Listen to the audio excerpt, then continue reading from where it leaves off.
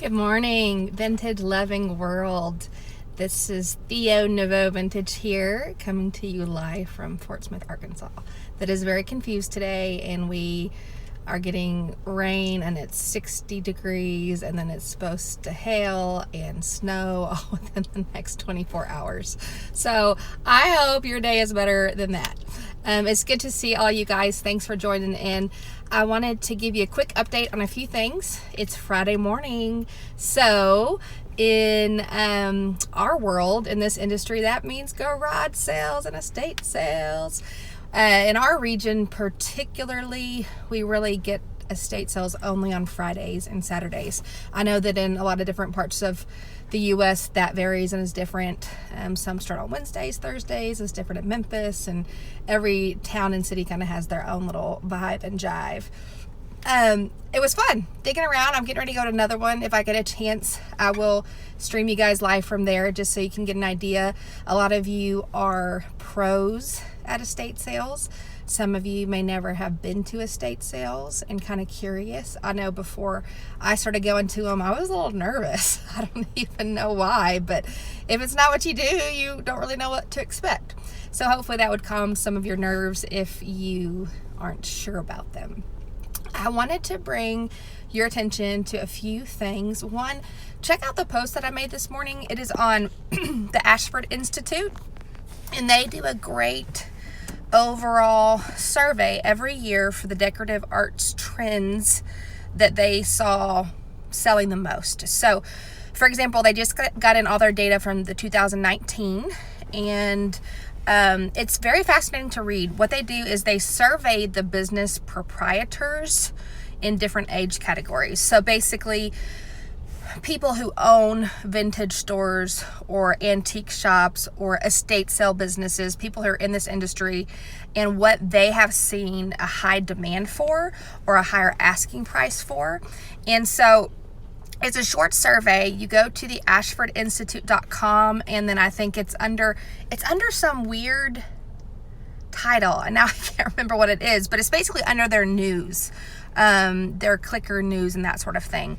They describe the survey to you, and then they give some great data. They break it up into 3 age groups. One is 20 to 40, 40 to 60, and 60 age plus. And keep in mind, the people that were surveyed are people that are in this industry. It's not necessarily the customers. It's an antique dealer on the East Coast, or it's a vintage market dealer on the West Coast, or someone who owns an estate sale business in the middle of Missouri. So it's some pretty neat data. I was surprised by a couple of the things. I won't spoil the fun for you, but I did learn a lot. And one thing that's really nice is it doesn't just say, so number one, for example, as you'll see on my post, is textiles for the 20 to 40 age group. And they go into a little bit more detail on that. So basically, the textiles this last year, the huge factor for that was clothing. They saw a huge rise in interest for vintage clothing and sales and demand for vintage clothing. So if you find some cool old Levi's or something like that, make sure you grab them. Hey guys, I see you all there. Thank you so much for joining. That part is so fun. I just started my first live video last weekend, and I didn't know that you could see people. So that's really fun. Thanks for joining. It's good to see your faces, kind of, your names, kind of. Check that out. It also will give you some good names. Like, for example, with art, I was surprised to see, you always know that art and paintings and sculptures, there's a particular market for that, but there is a growing demand, which I am so happy to see because that gets me jazzed up. But brutalist art is really coming back, and they give some names of famous brutalist artists to be on the lookout for, or maybe lesser known brutalist artists to be on the lookout for. But basically, a lot of metallic sculpture in a really funky format is coming back, and it does have a lot of that mid-century vibe. But I am excited to see that there is data behind the growing trend for the brown furniture movement, which I know for some people you think, oh, I want to throw up, but it's not as boring as it sounds. And really what it is a growing appreciation again for the natural woods. So we are seeing a movement away from the painted furniture and the chalk paint movement. Not that it is going away or that there isn't a market for it. I'm not saying that at all. It sells really, really well in my particular area, but I don't sell a lot of it. But people are having a growing appreciation for that real wood brown color, being able to see the grains and the texture of it. So I'm excited about that. Read it, ashfordinstitute.com. It will help you feel like you're up to date on what was selling really well last year and give you an idea of what might sell well again this coming year. One other article that I want to mention to you. Good to see you guys. Thanks for joining. I see you. So fun. I won't call you out because I don't want to embarrass you, but thanks for being here. One other article that is so interesting, and it's been out for a while, I think, but if you've ever heard of Thread Up, they are a resale clothing company online. I think they're out of LA, maybe. I want to say West Coast. They did a fabulous study on the resale market in general. Now, it is more specific to clothing, but I think it shows the general trend moving towards sustainable living and people caring about eco-friendly ways to purchase things, having a reduced carbon footprint, those sorts of things that really prop up the vintage and antique market and reselling in general. And it tells you how a lot of name brand people, let's say like Kate Spade or who's some other Burberry or something like that, or North Face, okay, or Patagonia's on there, that a lot of these big retailers today are actually starting to get into running a vintage line, because vintage North Face or vintage Patagonia or vintage Kate Spade, they actually all sell really well. And so the executives, it says 9 out of 10 of these retail executives want to start getting more into the vintage line of their product. I think we're going to see a huge move in growth in this direction. It gives some really great data on the projections of the resale market and the vintage market within the next couple of years is expected to grow 5 times what it is by the year 2023, which, thinking now that it's 2020, is like, oh my goodness, that's actually in 3 years. And they say that a large part of the market share will go to the people who are continually moving their inventory with new things. That today's consumer wants to see new things. They care about the earth and sustainable living, and they're a conscious consumer. And keep that in mind. So if you're just joining us, I've been doing some estate sailing, and here is the quick overview. Check out ashfordinstitute.com. Hey, good to see you, Regency Revival. Thanks for joining us, and Dashwood and the Old Shabby House. I see all you guys. Thank you. It's really fun. I was like so nervous to do these live videos. I did my first one last weekend, and it turned out to be fun. So that was a surprise. And so here I am doing another one.